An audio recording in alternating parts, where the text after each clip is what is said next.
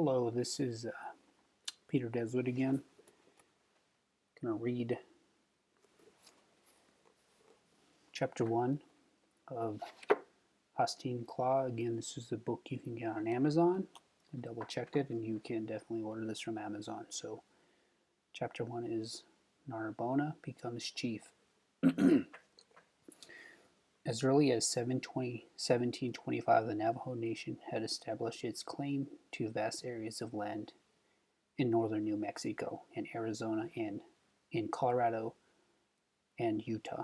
They were not so powerful or warlike as the Comanches, Apaches, or Utes, and were never known to go into battle with the sole purpose of slaying their enemies. In fact, they avoided killing as much as possible because they did not wish to incur the wrath of enemy ghosts. But their young warriors were taught to be skillful raiders, the object of their raids being to obtain food or wealth in the form of sheep and horses. For more than 100 years, the governors at Alcalde and Santa Fe were unable to halt or control these depredations. A letter written by Lieutenant Chacon, who was then in charge of territorial troops stationed at Alcalde, contains perhaps the first authentic description of the Navajo Indians of that period. The Navajos, whom we suspect have aided the Apaches in their invasions, have since the death of their leader, Spotted Man, who met his death at the hands of an Apache, been irreconcilable enemies to such a degree that with us they have observed an invariable and insincere peace. These Indians are not in a state of coveting flocks, sheep and goats, as their own are innumerable. They have increased their horse herds considerably. They sow much, and on good fields, they work with their wools with much more taste and delicacy than the Spaniards. Men as well as women go decently clothed, and their captains are rarely seen without silver jewelry. This was doubtless a description of the Navajos living in the territory that included Bear Springs and the adjacent mountains. Dinahulkish was the outstanding chief of that area. His children and grandchildren claimed rights to the land as late as 1900, when it was purchased by the government. A grandson named Pinto was the last Navajo claimant. This same description applied equally to the Navajos living along the eastern slopes of the Tunicha Mountains. They too were prosperous and industrious, rapidly increasing in numbers and in wealth.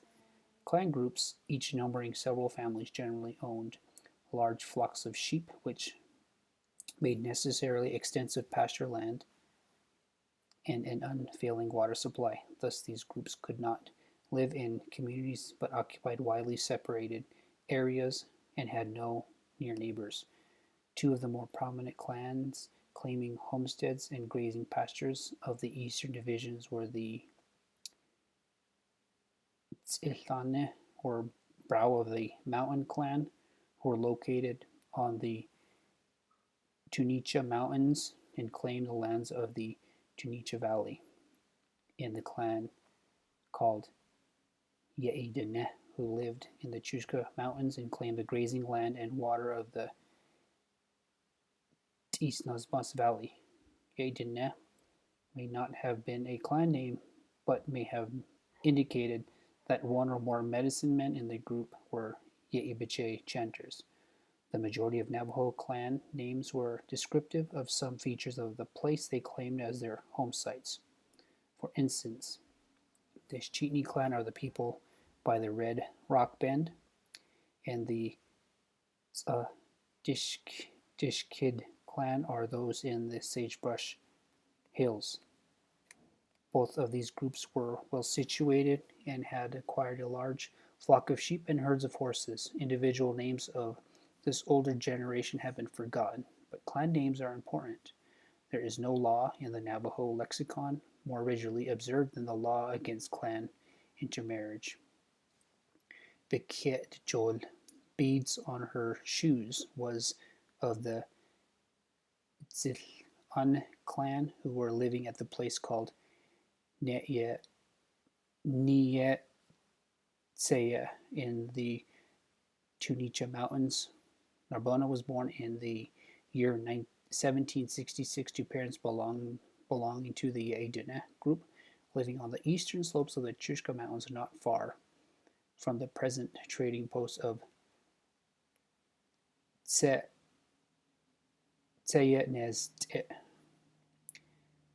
The parents of these two were full-blooded Navajos, and the domain they claimed extended from the crest of the western mountains to the Rio Chaco in the east. Included in the territory were fields that could be irrigated to raise corn, beans, squash, and melons. Also, there were mountain swales where tobacco and potatoes were grown. The rights to much of this land have been handed down through 7 generations, so at the present time their descendants are grazing sheep on the same mesas and dipping water from the same springs as did their great-great-grandparents.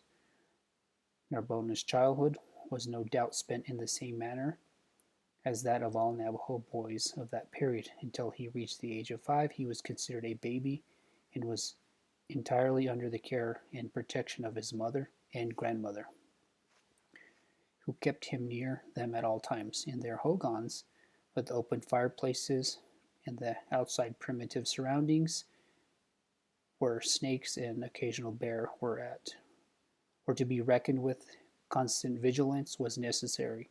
When he reached the age of 6, much of the responsibility for the boy's care and training was taken by his father. He was given his own pony, which he soon learned to manage. He rode with his father on short trips to the cornfields or to locate new pastures for the sheep. At home, his father devised exercise and games to develop his speed, strength, and agility. Every morning he and other boys of his age raced to a set marker at some distance and raced back again, the first to return earning applause. They practiced the broad jump, the throwing of round stones, the hurling and curved hunting stick in such manner that it would return to the thrower. When Narbona was 12, he was given a bow and arrow made especially for him, the bow being exactly his own height. Now came real training toward becoming a skilled raider. Since the economy of the Navajo families was entirely dependent on the whims and spirits controlling the weather, they became accustomed to encountering one emergency after another and met even the worst with fortitude. However, in addition to natural calamities like blizzards, which killed their sheep, grasshoppers, which ate their corn, and drought, which killed their streams, they lived in constant dread of raids by their enemies. They had built homes in the protection of the long wall of rugged mountains at the west.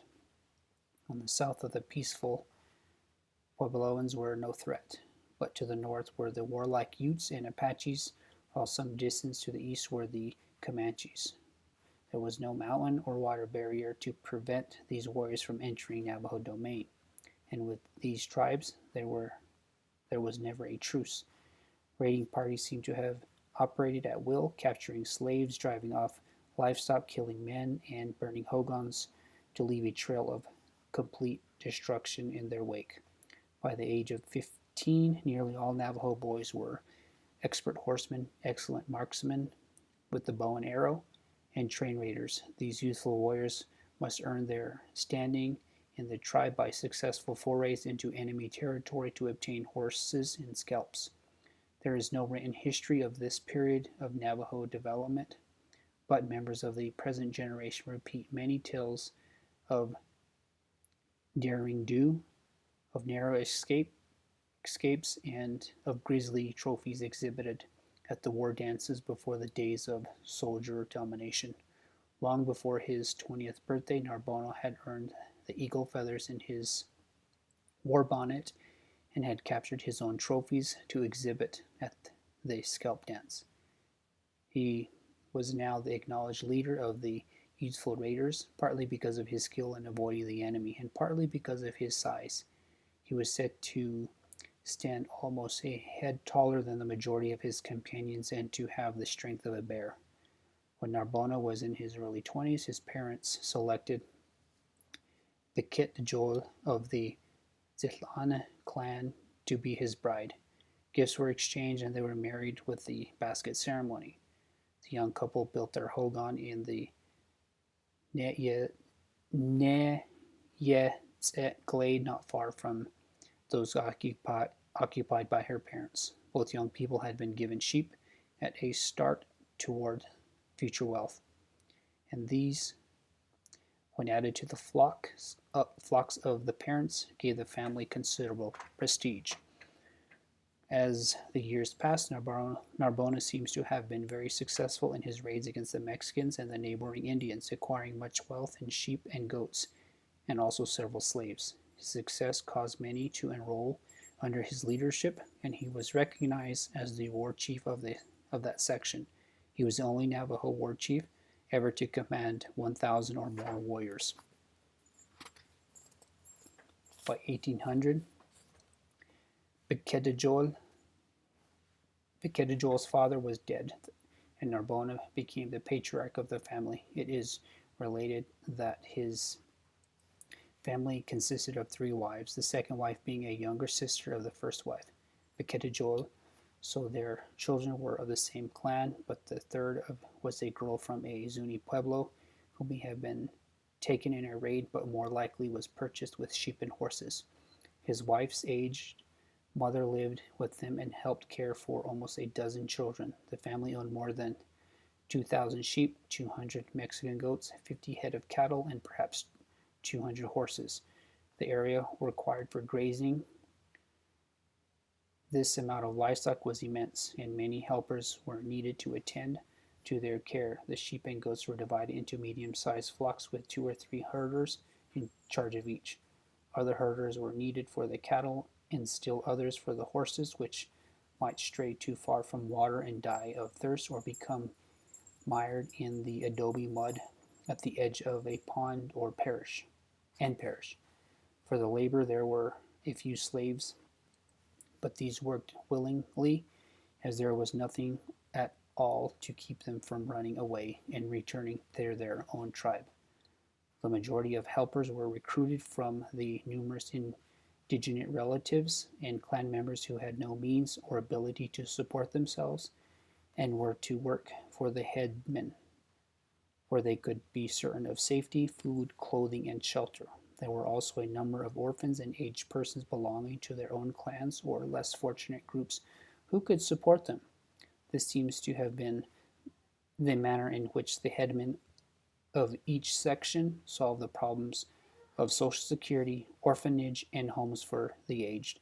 As far as the old people were concerned, it was a very satisfactory arrangement. They were still surrounded by the members of their own family and could contribute their bit to the general welfare. Orphan children were taken into the family group, clothed, fed, and treated with the same care and love as the other children, but all were taught to work and do their share of the daily tasks. The older women carded and spun the yarn for blankets, gathered the materials for making dye, and cared for the babies and small children. 2 or 3 of the older couples lived in hogans at some distance from the main dwellings, and they were the silversmiths, leather tanners, moccasin makers, and saddle makers. After the men had made the buckskin garments, the women embroidered them with colored porcupine quills cut in short pieces like beads. All of the work was done by the men. Each hogan had only one room, Narbona's large family necessitated several hogans, brush shelters, shepherds' huts, and corrals. In the home group there was a hogan for each of his wives, one for his mother-in-law, another for his married daughter, and one for his aunt. Dug into the bank of the nearby creek were 2 sweat houses, one bathhouse for the women and the other for the men. The main corral was backed into the wall of a projecting cliff and was enclosed on the other 3 sides by a high stone wall so that the animals were protected from the elements and also from hungry coyotes and bears. Several brush corrals were built conveniently near the best grazing areas, as it was not possible to bring the sheep home every evening. The Navajo Nation never was ruled by one central government, but each of the 5 divisions was headed by a chief who gained his title not by inheritance but by wisdom and ability. This chief was consulted on all matters of tribal or community interest and acted as delegate to all general council meetings. In the months of October and November, when the crops had been harvested and the sheep and cattle were fat from mountain pastures, the Navajos held their social gatherings. Great religious ceremonials were held, during which their babies were named, their young people blessed, and the sick healed. When such a ceremony was planned, swift runners were dispatched to every place where Navajos were known to live, carrying them invitations to the ceremony. And they came. Over 1,000 in number, dressed in their best fringed buckskin, beautiful woven blankets, red deer hide shoes, and silver ornaments. At these major ceremonies, there was generally one large hogan designated as a council house, and here the chiefs and leading men met to discuss tribal matters. Of these leaders, the 5 provinces, Narbona gradually took precedence. This may have been partly because of his wealth and the number of his followers, but more because of his success and ability as a great war chief. So my family is actually from the other side of this mountain, on the other side of the Chushka Mountain, on the west side. Okay, so just to put that into context, and that's the Lukachigai side. So thank you for listening, and in the next week or two I'll look at and I'll read chapter 2, which is defensive strategy. So I hope you enjoy this. Please follow, like. Okay, thank you and have a good evening.